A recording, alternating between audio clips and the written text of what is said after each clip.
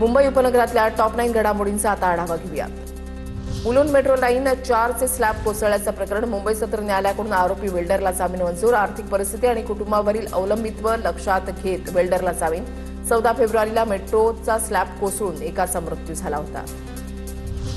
मुंबईमध्ये नाले सफाईला गती। स्थानिक नगरसेवकांकडून पाणी दौऱ्यानं वेग। कांदिवलीमधील नगरसेवकांकडून थेट नाल्यामध्ये उतरून नाल्याची पाहणी तसंच नाले सफाई करणाऱ्या कर्मचाऱ्यांचे प्रश्न देखील जाणून घेतले। मुंबईतील महालक्ष्मीमधील फेमस स्टुडिओ समोरील पाईपलाईन दुरुस्तीचं काम सुरू। पाईपलाईन दुरुस्तीच्या कामामुळे दक्षिण मुंबईतील काही भागांमधला पाणी पुरवठा बंद। पालिकेकडून युद्धपातळीवर पाईपलाईन दुरुस्तीचं काम सुरू। मुंबई महापालिकेकडून सार्वजनिक पार्किंग शुल्कामध्ये 40% वाढीचा प्रस्ताव। अंतिम निर्णयासाठी स्थायी समिती आणि महासभेची मंजुरी बाकी। 10 वर्षांनंतर पार्किंग दर वाढ होण्याची तयारी।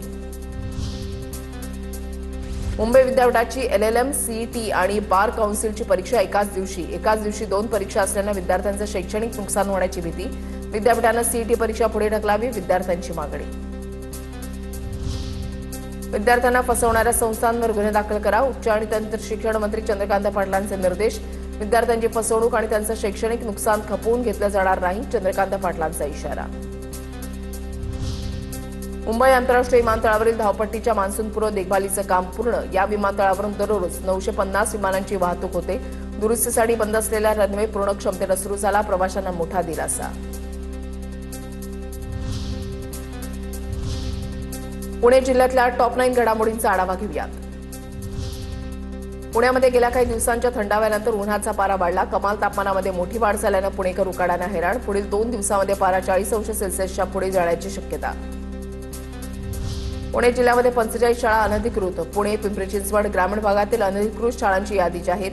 यादीमध्ये पुणे हद्दीमधील 12 शाळा, पिंपरी चिंचवड पालिका हद्दीमधील 9 शाळा अनधिकृत, तर ग्रामीण भागामधील 24 शाळा अनधिकृत असल्याची माहिती। कनेक्टिंग लिंकवर फोटो व्हिडिओ काढणाऱ्यांवर कारवाई। नियमांचं उल्लंघन करणाऱ्यांकडून 8 दिवसामध्ये 7,63,000चा दंड वसूल। या महामार्गावर कोणीही वाहनं थांबवू नये, अन्यथा कारवाईचा इशारा। पुण्यामध्ये बनावट नोंदणी करणाऱ्यांवर गुन्हे दाखल होणार। मिळकत कर वाचवण्यासाठी बनावट कागदपत्र सादर केल्याचा प्रकार उघड। महापालिकेकडून तपासणी सुरू। दोषी मिळकतदारांवर फौजदारी गुन्हे दाखल करण्याचा निर्णय। पुण्याच्या डेक्कन परिसरामधील छत्रपती संभाजी महाराज स्मारकाचं सुशोभीकरण होणार। महापालिकेकडून 3,24,00,000 रुपयांच्या खर्चाला स्थायी समितीची मान्यता। पुण्यातील 12 गावांसाठी 866 कोटींची योजना। गेल्या वर्षी दूषित पाण्यामुळे गुइलेन बॅरे सिंड्रोमचा आजाराचा सामना करावा लागला होता। शुद्ध पाणी पुरवठा करण्यासाठी 866 कोटी 26 लाखांच्या योजनेला राज्य सरकारची मंजुरी।